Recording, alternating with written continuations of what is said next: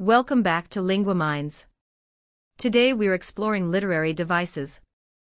The special tools writers use to make their stories, poems, and speeches more powerful, colorful, and memorable. You've probably heard words like simile, metaphor, or irony before. But today we'll break each one down with simple examples so you can spot them anywhere.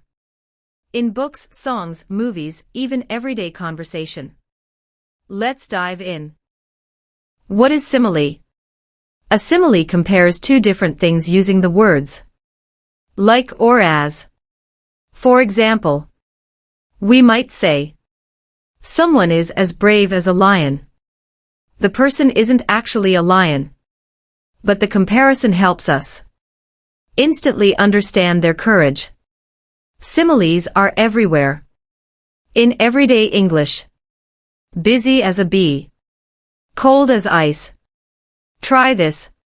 Think of one simile you've heard today or this week. Next we have metaphor. A metaphor is similar to a simile, but instead of saying something is like another thing, it says something is that thing. For example, time is money, or her smile was sunshine. There's no like or as. The comparison is direct and often more powerful emotionally. Metaphors ask the reader to imagine two things as truly connected, not just similar. Writers use them to express big feelings in a compact, vivid way. Saying my mind is a library tells us so much more than simply saying, I remember a lot of things. You'll find metaphors in everyday speech too. He has a heart of stone. She's drowning in work. Life is a journey.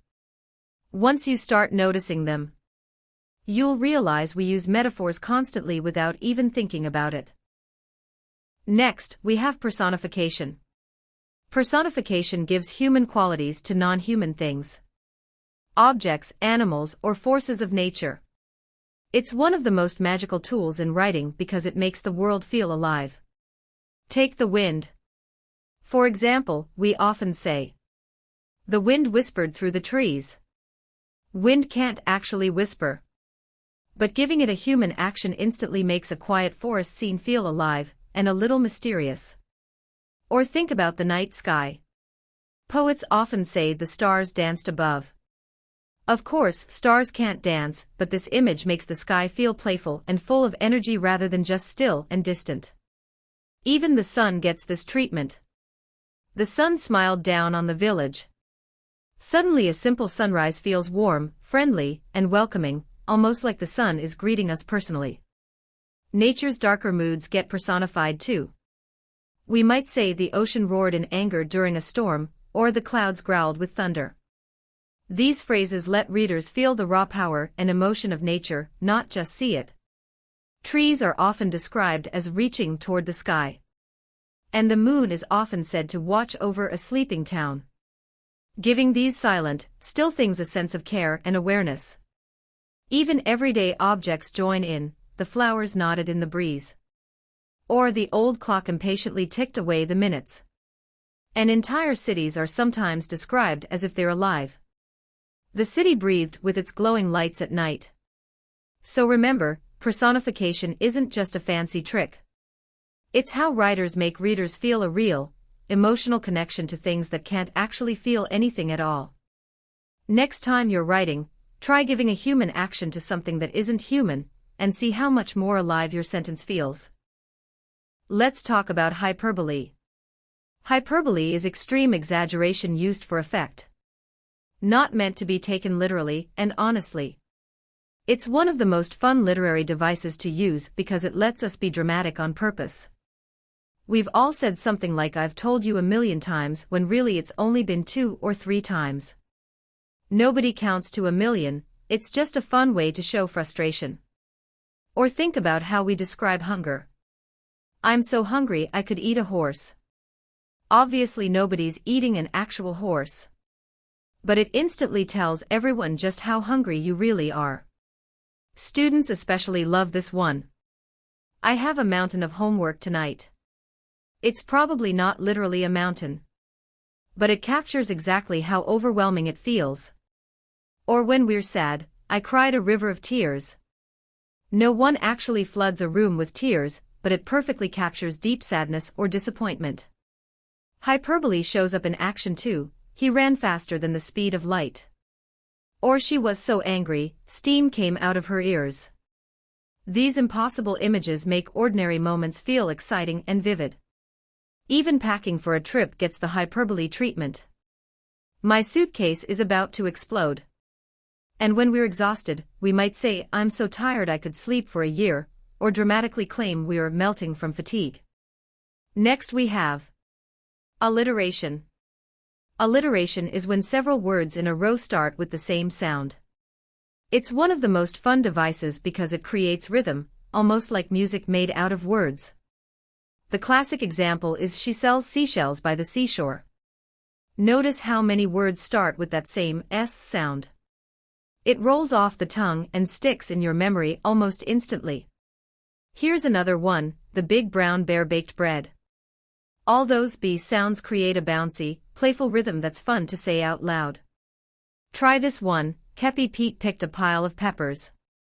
Again, the repeated P sound makes the sentence feel snappy and energetic. Almost like a little tongue twister. Even animals get in on the fun. The wobbly walrus waddled along the windy shore. The repeated W sound mimics the rolling, waddling motion being described. Which is a neat trick alliteration can do, matching sound to meaning. Alliteration isn't just for silly sentences either. Fancy Felicia Flipped Flapjacks uses the same technique, but shows how it can add personality and charm to descriptive writing. It's also why tongue twisters are so popular. Tall Tom tapped a tiny tambourine is hard to say fast precisely. Because of all those repeated sounds bunched together, which makes it a fun way to practice pronunciation. That rhythmic quality is exactly why alliteration shows up so often in poetry. Nursery rhymes, brand names, think Coca-Cola or PayPal, and advertising slogans. It makes phrases catchy, memorable, and satisfying to say out loud. Imagery. Imagery is descriptive language that appeals to our five senses. Sight, sound, touch, taste, and smell, helping readers vividly picture a scene, almost as if they're really there. The salty ocean breeze. The warm sand beneath bare feet. And the sound of crashing waves. Notice how that sentence doesn't just describe what you'd see, it brings in touch, sound, and smell too, making the scene feel complete. Good imagery often layers multiple senses together. Think of a busy marketplace, the sizzle of food on a grill, the chatter of crowds, the mix of spices in the air. All of that detail pulls a reader deep into the scene. Taste is a powerful sense too. The sharp, sour bite of fresh lemon instantly makes your mouth react, even just from reading the words. Smell might be the most emotional sense of all. The warm, buttery smell of a fresh-baked pie drifting through the kitchen can bring back a memory instantly, even years later. Sound plays a huge role as well. The gentle crackle of a campfire or the soft patter of rain against the window can instantly set a mood, whether cozy or calm. And of course, sight is the most commonly used sense. A garden bursting with colorful blooms paints a picture instantly in the reader's mind. Touch brings physical closeness to writing too. The warmth of a mug between cold hands makes a moment feel personal and real. Great imagery usually blends several of these senses together in just one or two sentences. Like a quiet forest path with dappled sunlight, chirping birds, and the earthy smell of damp leaves. Irony happens when something occurs that's the opposite of what we expect. Often creating humor, surprise, or even sharp commentary on a situation. The classic example is a fire station catching fire. The one place you'd expect to be safest from fire ends up being the exact opposite. Or think about a traffic police officer getting a parking ticket on their own patrol car. The person whose job is to enforce the rules accidentally breaks one themselves. Here's another familiar one. A quiet please sign hanging in a room full of people shouting and laughing. The message directly contradicts what's actually happening around it. Locksmiths aren't immune either. Imagine a locksmith accidentally locking themselves out of their own house. The expert in locks becomes the victim of one. Even advertising isn't safe from irony. A diet food billboard surrounded by melted ice cream and candy wrappers creates a funny contradiction between the message and reality. Or picture a plane running out of fuel while flying directly over a gas station, so close to a solution, yet completely unable to use it. Teachers can fall victim to irony too. A grammar poster in a classroom containing an obvious spelling mistake instantly becomes funny because of what it's supposed to represent. Even umbrella shops aren't safe. Imagine rain pouring in through a hole in the roof of a store that sells umbrellas. The business meant to protect you from rain can't even protect itself.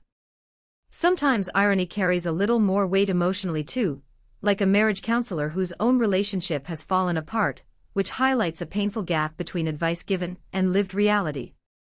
And finally, think of a safety-first sign that isn't secured properly and nearly falls on a worker below. The warning itself becomes the danger. Irony works because it plays with our expectations. It shows us the gap between what should happen and what actually does.